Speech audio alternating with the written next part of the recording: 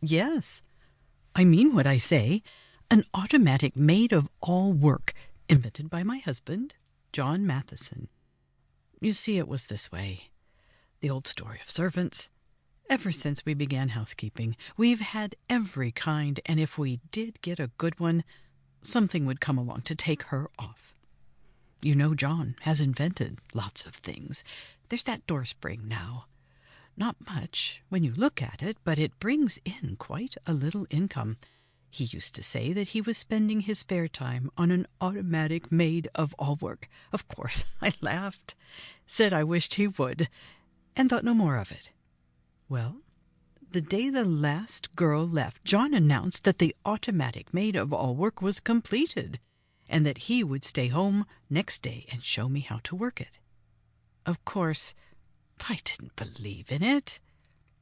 It was a queer-looking thing with its long arms, for all the world like one of those old-fashioned windmills you see in pictures of foreign countries.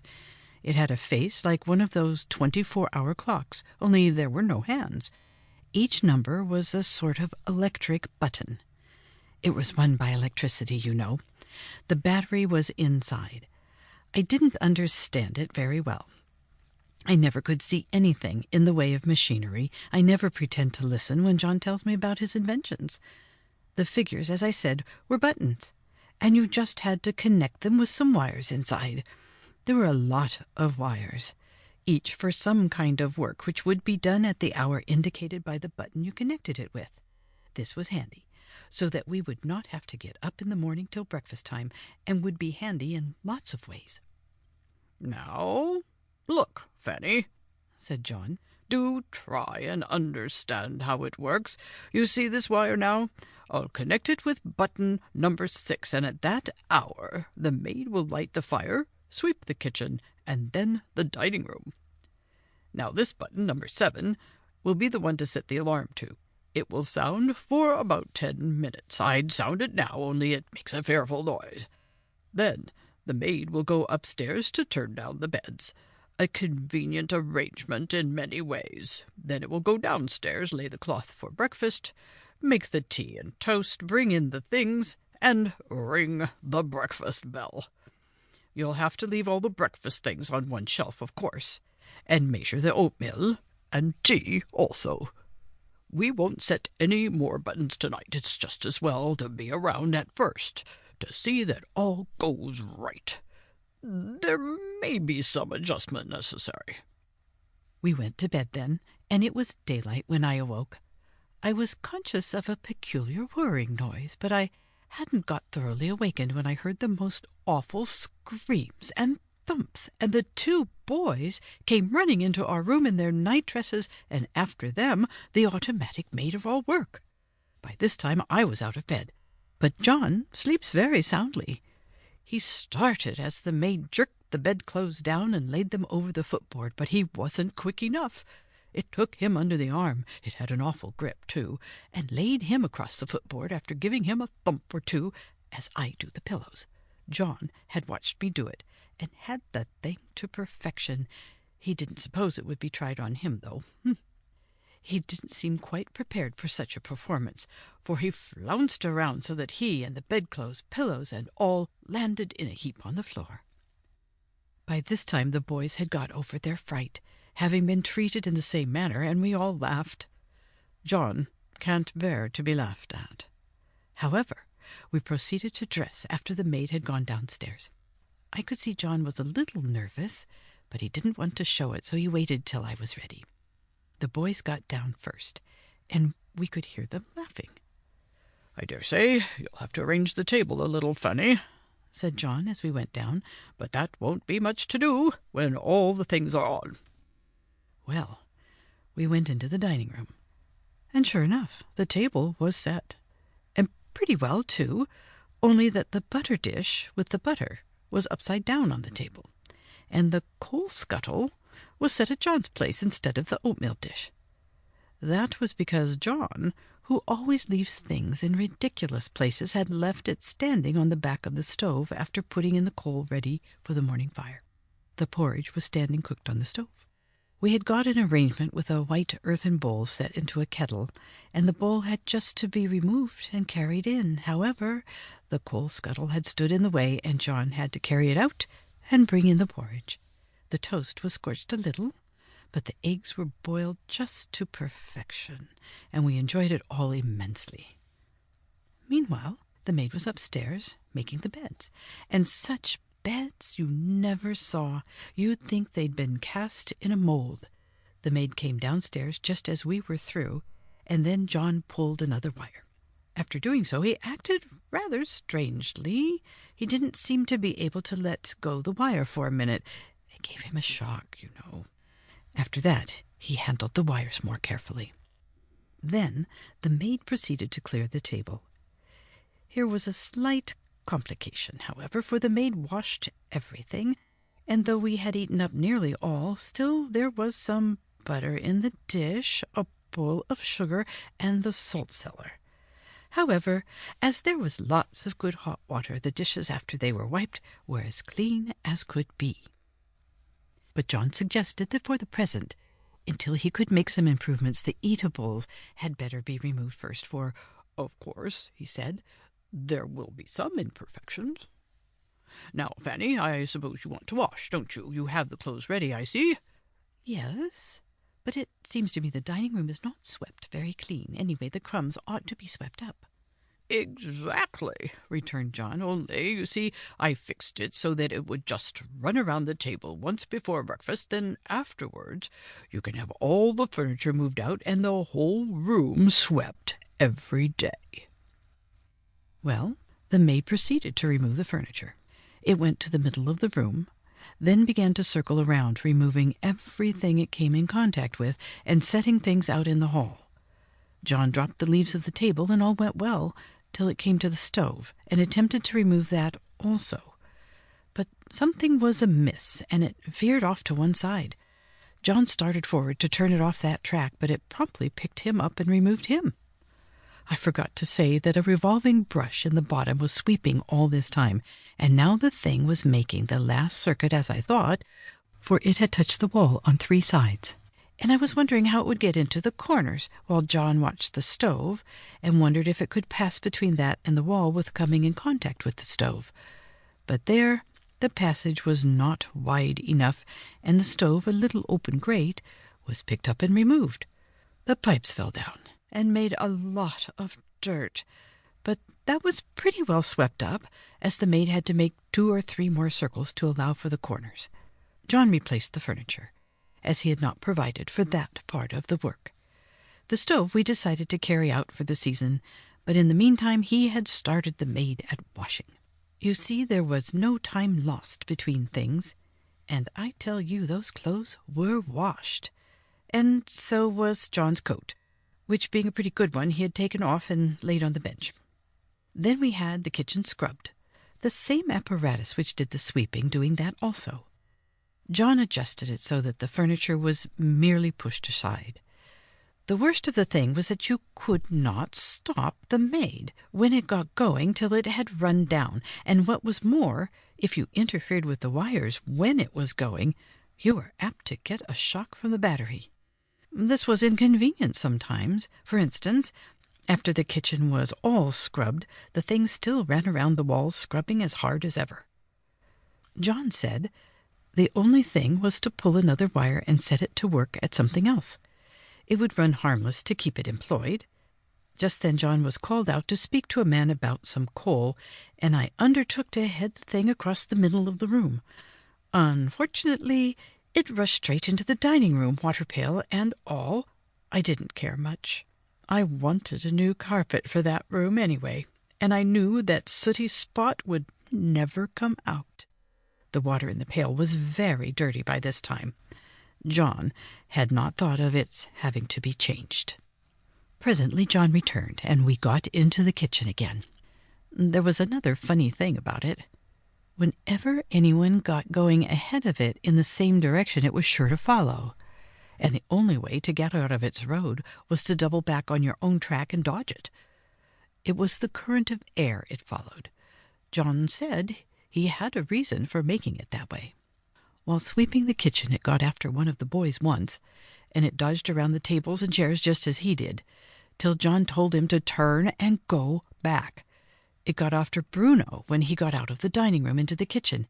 He had just come in from the barn to get something to eat. He turned tail and howled, but he could not get out of the way till he jumped out of the window.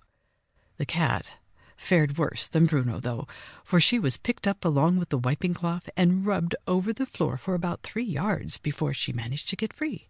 There was quite a hole in the window, and we have not seen the cat since. John said there was a fine arrangement for answering the door.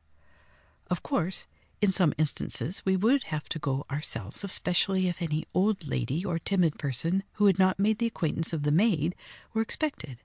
But if the postman or parcel delivery, it would be all right.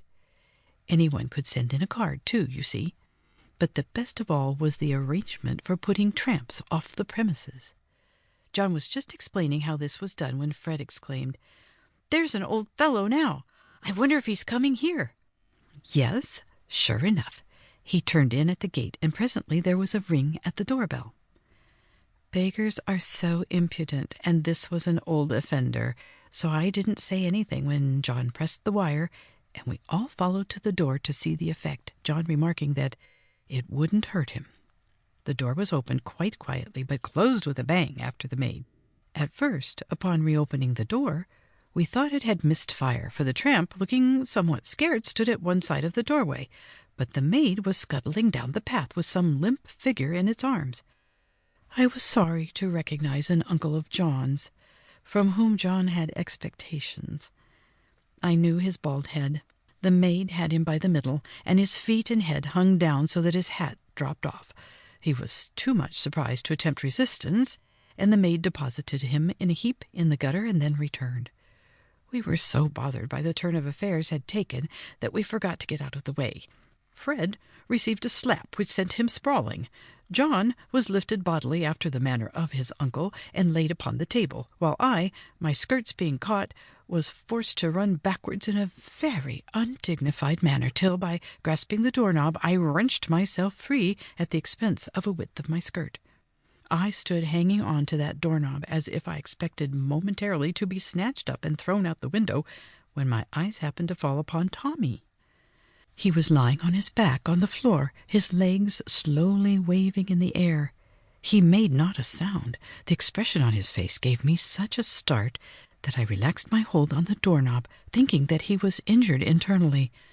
But he raised his hand and feebly waved me aside. He was simply too tired to laugh any more, and was obliged to lie down and wave his legs to express his feelings.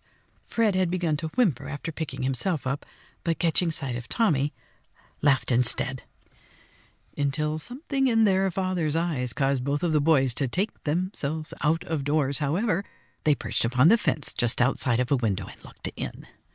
"You see, Fanny, we must expect some complications at first," said John, "but after a while we'll get used to running it better."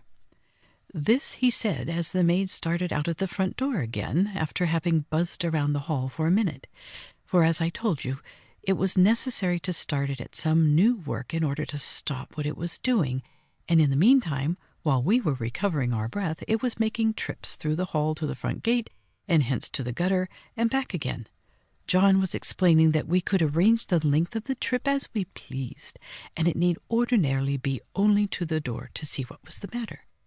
It seems that the maid had encountered at the gate the form of a stout, elderly female with a basket and an umbrella, and of course had proceeded to remove the obstacle. However, the obstacle refused to be removed, and they were having a lively time of it. A crowd was beginning to collect, and a policeman appeared around the corner. He interfered in behalf of the stout female and attempted to arrest the maid. The maid, however, made short work of him. It did not succeed, it's true, in depositing him in the ditch, but it spoiled his hat and caused him to beat a hasty retreat. Then, having removed all obstacles, traversed the remainder of the limit and returned to the house, followed by another angry policeman, who, after considerable persuasion, was induced to depart. After the door closed on the policeman, John looked at me, and I at him. The maid had accomplished several revolutions around the dining room and was about to return. "Mercy, Fanny, you're always talking about how much there is to do. Can't you think of something I'm not supposed to know?" "No," I answered grimly, but an idea struck John, and he immediately hurried to pull another wire. He did not accomplish it with impunity, however, and I'm sorry to say he made use of some expressions as he danced around for a minute, which I was glad the boys didn't hear. The maid now went out to the woodshed, and John fixed the handle of the axe into the attachment at the end of one of the arms. Here was something out of the ordinary, and John brightened up considerably as the axe began to move up and down with a regular double motion, reached forward, struck a stick at random with the axe blade so as to catch the stick, drew it forward into position, and struck it, splitting it in the center and threw the pieces with two other arms into the corner, and so on till the pile began to get low. Any sticks that were not split fine enough, John threw back. All proceeded well enough till the last stick was split. Then the maid started to buzz around in search of more. It attacked the sawhorse and demolished it, ran into a tub and reduced it to kindling wood, ripped up a barrel of ashes and raised a terrible dust which completely drove John into the house.